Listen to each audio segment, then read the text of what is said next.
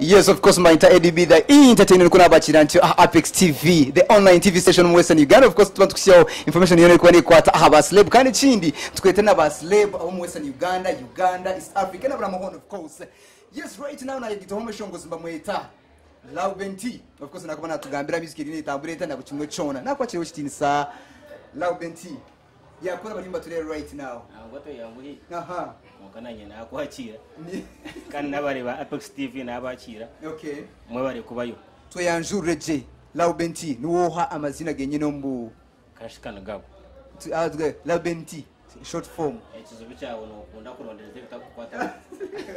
Amazina ni Lauben T. Okay. Kandi nabahazi bitu Apex TV na ine chimanya ngo no gomazina ganje. Lauben T. Ngendo kwa some music. Okay. Yes. Music iri itambuleta so far? Music yetine song. Okay. Ichoko banza bahazi bitu batiremwa mani. EDB abantu batanditse kutuhagira. Chimwe habu tugayiremwa mani. People are supportive and we appreciate God for that. Lauben T nuwoha like tuhire byeshongora biyayishonguyireho twengere kumanya. Ati nyowe ndi byinji. Nambona hati nda past. Okay. Dirota amina EDB. Amina. Ati Lauben T ndiyo muntu ari gukora miremende yijo. Okay. Ogiro kweshongora. Ogiro bwa past. Wacenga. Cyakane ndiyo mushija ina maka. Wow. Wachireba nyina omukazi nyina abana so ndiyo muntu wenshonga. Akeshongora byeshongoro ruki Lauben T. Nkabihana biya. Byeshongoro ni byinji. Nkabiha. No byenda byona. No, some of those Mbagambe ninga sampling. Nonda sampling just amazina gabyo na bukimwe cyona. Ndibye no teganisa. Atire kan sampling bariya ati wo honami. Mukamo buyagara basibe basayuni. Tukashanga bakurota akanwa kayituka ijure sheku. Akona kam. Tumwesije ruhanga weitu wetari kubeyiha. Tari yangu ziruhanga weitu naija kuyamba. Itune cyakabe. Kuri nogira ngumukamo kabo tari nanye. Itune cyakabe. Wazihe album yona? Kashitwandira. Niyo kwehandikira music ningahindo kujikuhandikira. Yeah, actually kan shoboreje.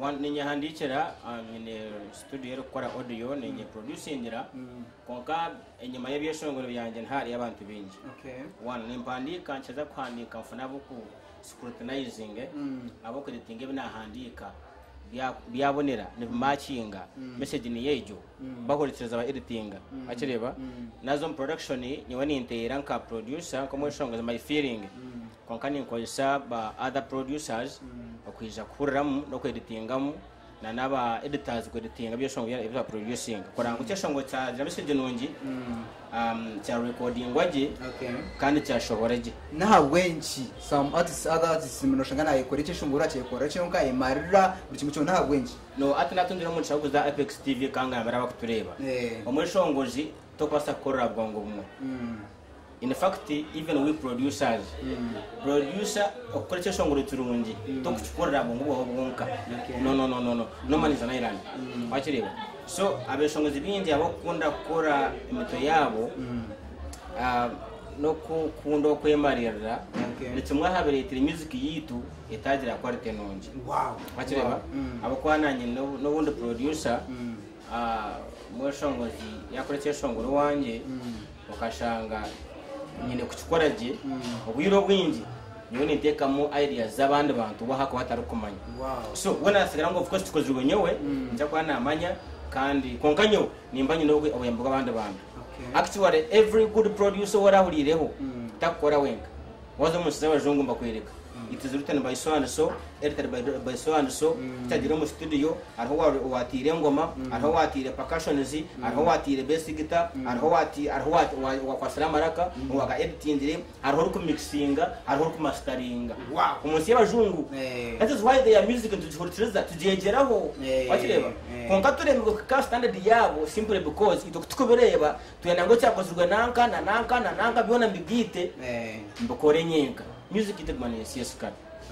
So na producer na advice turetse gukora twenka na kwete wanje ngwisho kwatire kwaha urubusinje feel free wakireba kandi cyaiza kushohora twine kujyana ishongoro munsi akwa Africa twakakimanyirira ejo bakireba na niwe mweshongozi huru rusindi wisha kurugora cyo mu studio bakugira ngo twine gukora hwiti neti you know and just thing abeshongozi bindi bari so rigid akiya handikire okuyaka funire okuyaka kwasire yijo mu studio wakahinduramo barato wa mwiha feeling yechesho eshimwera kuuza what makes a song to be a hit hit no message yes kushanga webare yesu kwa gistireka kwatayo unja ntichikureta akashongoro kandi ukozireho hits nyinshi you see echesho ngo turi mu mingi ngo kuna kugamba kandi buri umuntu ayinenga ruze nenga shomu gishaka no manyanga soko echesho ngo rushandike watch producing kibonire konko shange habara mu muntu arisini yo mu kumixinga yamara kuboramo chite cheshongoro. So if you are an artist nonda kwa cheshongoro chirungi, you must make sure you involve other people in your project. Wow. Abeshongozi ndekwana manyangu atwira turi muri imbara. So for example ati nimbara mangu producer nanka is good at this. Okay. Umuhandi chenanka is good at editing. Atureba nabari yo muhandi cyo kweye ndiyo muhandi cyo kwanje. But namara kuhandika ni mweta and I thank God we are feeling embarara ko kwata kana muri ngogo. Atureba ni mweta ko muhandi iki konka kijo wanje ajaje ku editinga ebe nahandika. Atureba ujiro kugira ngo abahata mu kwakwija ya editing ati yaragana nakigambe. Atureba so kandi abanda b'ishongozi abukora bakwiye shongore birungi batari kubiye umweshongo utakwandika cyeshongora akakihandikira akakiyokorera rero kikaba hit it is impossible it be naba yahandikira ko mweshongozi kuyabenara bo kuyashanga Lauben ya mweshongoramo Lauben ya advising akagamba akantendo kiyo just only that advice. Let me give an example. Ona bene nkoresha shongo cyawe bara Yesu cyahwire ndiya ku masteringa kikatine kora sezeze ibiri ya hagati na ne yamuhero kuna bene yaho na yeta my brother Rogers kono mujuka na mutagijo huretse cyo nakora bakoze nyina ngo kinkora kuya cyuritirize Rogers yangira ati kora stage jiho kabe bonire onchenga tugaruko mbimo yenga barokore kebonire spiritual kandi imprango hati ni yarakore yanda tukora stage jiyeho osigazeje nkarwana nacho kumangu nkarwana nacho nka saving ecyo ngo lete minori yeje two projects ina saving rede ya kabiri ekigo mu computer with that chorus meaning akangoma mu nonjenga konka kuni hitsire na atwara idea ya Rogers na atama chorus ecyo ngo kucyasigire. That is why it became a hit. Actually right. So you take an advice of money bani hatinga konkero kore kirungi nonjenga obwira bwinje advices in zigmeritereza na munondo zo mugasho konkano usima wamara kwikayo ari kuginyisa nyonka ngamurira kubi batkusaheze kurugwa abantu kubasima kubakunda kuchampionure kindi hati ni musima.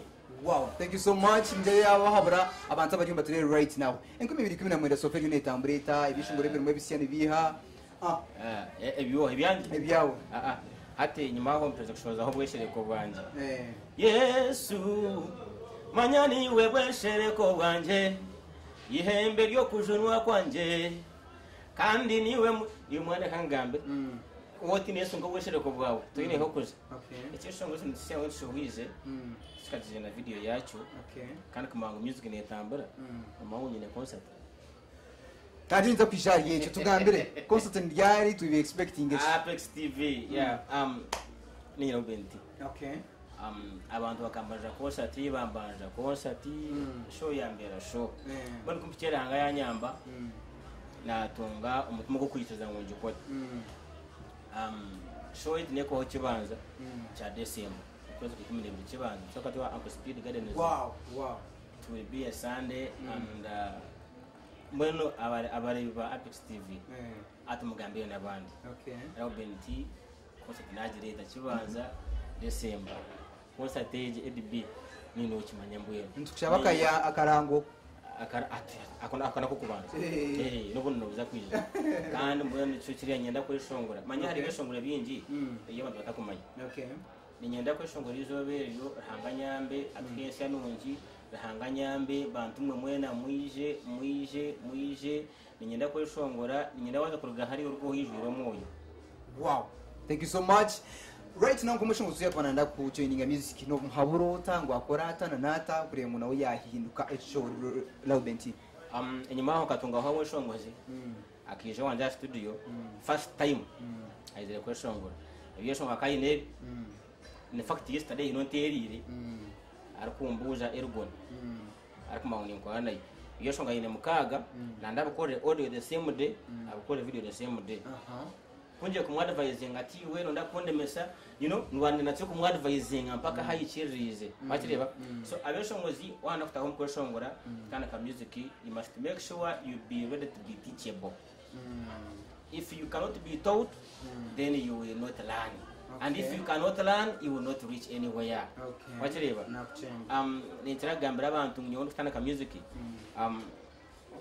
kabanza studio yamanira abandizemo yakabera producer Alan kamuraho akana akora sweet kid Alan akakoresha shanguro cyanje kyabe nakikora sweet kid akashitamingaho Alan yache editinga ndetse cyoke chihemu kikatiri kiringwe kuyakitemere andati nchakare ojo voicing then inza kwiyamba okukiraho iringi sitwara ready yemu kumara Kampala hata kugira ngo akashara nyonkani ntandika nabona ko kushara nayandeganisa ko naridiraho tindagarira mu studio ya Alan aho utera uhabuzi yes kandi Kampala remyaka kija kuri tinde cyeshongoro bakireba so wano taho music oyinde kwijoro kukimanyango field day wazamu nabagirumu tho tubona ngo ndamazima nabakwendeza twine nk'abanyituma bingi no mubuza bashanga batakona ngo zo music akwa advice yebuyire konka haramo baki abakwasa kwa advices nongi ga twazoti yeshongoroti style age neza kuteganisa akwa na we style esiyo kuboromo ni mataringa ijo hakijo muhima wanje na yeshongoro Uganda umuhima na yeshongoro Uganda nambuza ngo yeshongora Kampala ati nindura kiruhura no yeshongora y'Uganda kiruhura mbahima bakucenge bakireba so kuna kimugambe yakikwata kubi ya kwa yeshongoro bishatu y'Uganda but ngahurira kubi ngenda kumbinga nadira ino gasana mugambire cyanje kamure kuyabitwire kuyatira yeshongoro rire bamwirukanzya yiza arikuntera kwenda kubihindura namdanti ezuwambiye turuko bukora nizo nambi tukubugaraka matu no nakanda bukoze wanga bukorera wawe ntumanya gukora bazinga wayanga wakireba so ubutitiriza advices wano taho music ninga wano zo music nitega samu nonga field yawe echa kabiri kariya yo kweshongora neyetaga patience oyine kuba mugumisereza munonga buri woro kureba tiritse shongo kikwasireyo toyatandika apana aina yatandikire ayabandaze ayarabire and to if you cannot make a testimony really no ndabantu kubahereza ki wata home field yo kweshongora yitiriza gukora testimony first raba wa hotera ka kishongo kimwe steka ka CD yeshongora hariya bakubinga stage yeshongora hariya bange kweta enkebyo okure mpora because watana ke kishongo cyukubanje kaberaho hiti to me it's a mistake amarara it's a mistake I'm telling you none ko cyo kubanza ukore cya kabiri naho kurende cya gashatu bakireba so bro kuma ko yeshongoro umanu ukora mu music bakireba so patience ugumistereza deka kwata millions ze center rukumi ezo wakubeno kwa business era funding music yawe ukazwa mu mundu kumwe nubwo kutandika ukasite ku music bakireba akora keshongoro kamwe at edb wakatera Apex TV mu rundo yakare batkuriya cyamuka argaha guzente yabiraguzura cyaro atumara kujuguza bata sentezo aza gukora show nocyenga hatu nono yebuzo mutogo naze atcheza gukora show wundi show mushara ekimara kumushara agacha yabrezera mugarro mu studio kuri cyeshongora so turungi watana ko gashongora okugumestereza kwa tampora etakashatu no kunywana omweshongozi oyine kunywana na munonga media houses oba ninchene yacyare bibizinda ryacyaro you must make sure you befriend them au kama na music amanigizi na rya music I'm telling you it is media radio baninche TV baninche no bucya kwitizindaro cya kwami hari yakora noriya oyine kwa histines akwa materetse shonguro cyawe umukatare bakihurira bata style barachihurira wacyenga so oyine kurango buri umuntu ari mu media abamahurire aba presenters banywane make them your friends akwa if you say you're going to pay them talk to us ngomweshonguzi batireba talk to us ezo levels dine bakamabanzo akuteka show akoroka de runana aho babikora ukitabo kutandika you have to make sure you use friendship Thank you so much. Of course, ibigambo bingi kurugowa Lauben T. Someone tumuyongera kuya yatugambira ngo ayine concert mu 12. Of course nsapo agent tumuyongera tukakanta mu interview na tugambira bya concert na gutumwe chona. Mind ADB the entertainer and of course Apex TV. Cheza kapera kamheru ryo kusibiro tayi. Ahi. Wobare Yesu. ADB no teganisa mwana. Na nkogu. Hello mukundo wanje rukundo yitungambiro je kwisota. Kunzi yo mutima gwanze mama. Ikakumara. Thank you so much for ngam kutiti ya wirish, of course Facebook, Twitter, YouTube, Instagram, ekigamba Apex TV UG. Hamwe na ADB the entertainer, of course kusiya information ejona erukwata habasleb hamwe na basleb born. Otaragaho.